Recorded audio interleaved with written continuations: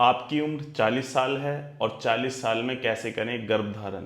जी हाँ, इसका एक उपाय है। इस वीडियो को एंड तक ज़रूर देखिएगा और इस चैनल को भी सब्सक्राइब करिएगा।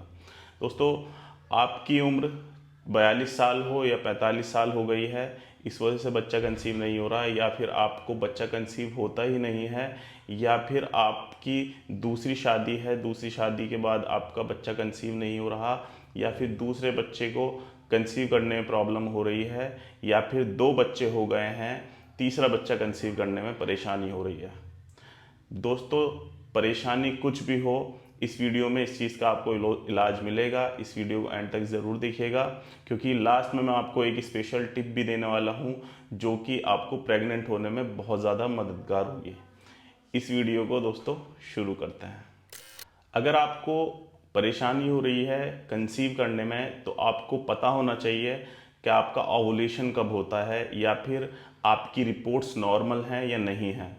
अगर आप फीमेल हैं तो आपको पता होना चाहिए आपका ओवम, आपका जो अंडा है उसकी क्वालिटी कैसी है, या फिर आपको पीसीओडी तो नहीं है, या कोई फाइब्रॉइड तो नहीं है, या फिर हार्मोनल इम्बैलेंस की कोई परेशानी तो नहीं है। उसी के साथ साथ एक आदमी को, एक मेल पर्सन को पता होना चाहिए कि उसके स्पर्म की क्वालिटी और क्वांटिटी कैसी है। अगर ये रिपोर्ट्स आपको पता हैं तो आप सही से अपना ट्रीटमेंट भी करा सकते हैं, और इससे इनफर्टिलिटी से आप फर्टिलिटी की तरफ भी जा सकते हैं। अगर आपकी सारी रिपोर्ट्स नॉर्मल आ रही हैं, कुछ भी प्रॉब्लम नहीं है, तब भी आप बच्चा कंसीव नहीं कर पा रहे हैं, तो इसको हम अनएक्सप्लेन्ड इनफर्टिलिटी कहेंगे कि रिपोर्ट्स तो सारी नॉर्मल आ रही हैं, उसके बावजूद भी आपको बच्चा कंसीव नहीं हो पा रहा। तो ऐसी कंडीशन में आपको आपके ओवुलेशन का पता होना बेहद ज़रूरी है।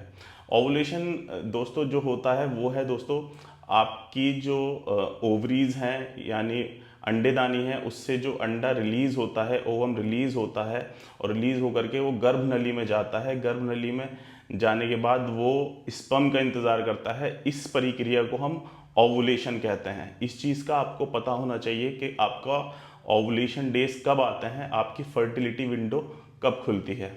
अब फर्टिलिटी विंडो का मैं बता देता हूँ। जब ओवुलेशन आपका होता है तो फर्टिलिटी विंडो खुलती है, यानी आपकी जो सर्विक्स होती है वो सॉफ्ट होकर के डायलेट हो जाती है और बच्चादानी का मुंह खुल जाता है।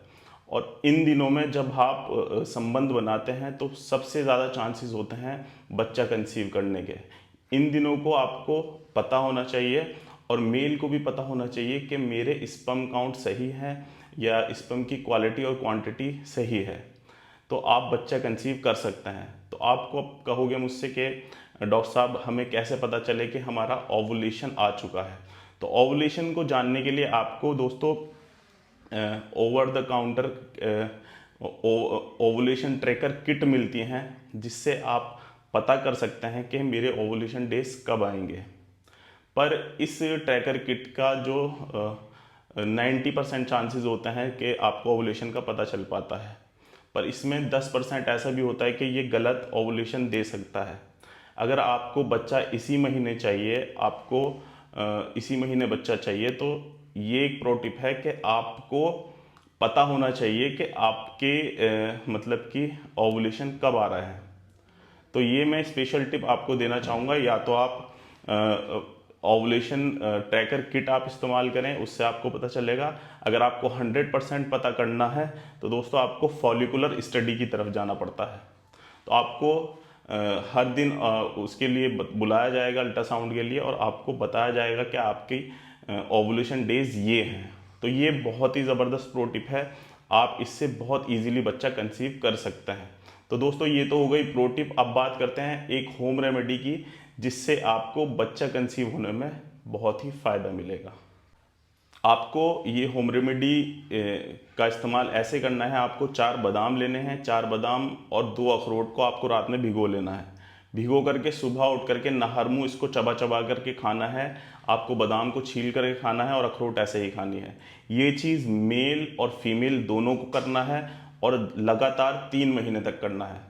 तो आपको 100% बच्चा कंसीव होने के पूरे चांसेस होंगे, क्योंकि ये 3 महीने अगर आपने ये कोर्स किया तो आपकी जो ओवुलेशन है या ओवम है, जो अंडा है, उसकी क्वालिटी बहुत अच्छी हो जाती है, और स्पर्म की क्वालिटी भी टॉप नॉच हो जाती है। तो आपको ये ज़रूर खाना चाहिए।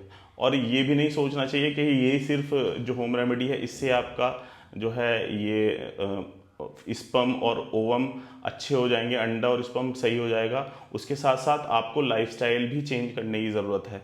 हेल्दी खाना खाना है, बाहर की चीज़ें आपको अवॉइड करनी है। आपको स्ट्रीट फूड्स या फिर चाइनीज़ फूड आइटम्स या मैदे से बनी चीज़ें बिल्कुल ख़त्म कर देनी है, और चीनी को बिल्कुल ख़त्म कर देना है। अगर आप ज़्यादा चीनी लेते हैं, शुगर लेते हैं, तो आपको अनएक्सप्लेन्ड एंड इनफर्टिलिटी होती ही है। तो चीनी भी आपको बंद करनी चाहिए ऐसे में। और अगर स्मोकिंग करते हैं तो स्मोकिंग को क्विट करना है। अल्कोहल ज़्यादा लेते हैं, अल्कोहल को कम करना है। और उसके साथ अगर बहुत ज़्यादा एंजाइटी और टेंशन लेते हैं तो उसको भी कम करना है। उसके लिए आपको मेडिटेशन करना चाहिए, सुबह मॉर्निंग वॉक करनी चाहिए, और एक्सरसाइज भी इसके लिए ज़रूरी है। तो मैं आशा करता हूँ मेरी ये वीडियो आपको इन्फॉर्मेटिव लगी हो, पसंद आई हो। अगर पसंद आई हो तो वीडियो को लाइक कर दीजिएगा। चैनल पे नए आए हैं तो चैनल को सब्सक्राइब किए बिना नहीं जाइएगा। बेल आइकन को दबा दीजिएगा, जिससे कि मेरी वीडियो की नोटिफिकेशन समय के साथ आपको मिलती रहे। और दोस्तों, कमेंट सेक्शन में ज़रूर बताना अगर आपको भी इनफर्टिलिटी है या आपको इनफर्टिलिटी से कोई सुझाव चाहिए, तो मैं कमेंट सेक्शन में क्वेश्चन पूछ सकते हैं, मैं उसका आंसर देने की पूरी कोशिश करूँगा। मिलते हैं ऐसी अगली अमेजिंग वीडियो में। तब तक के लिए be healthy, be happy. Thank you very much.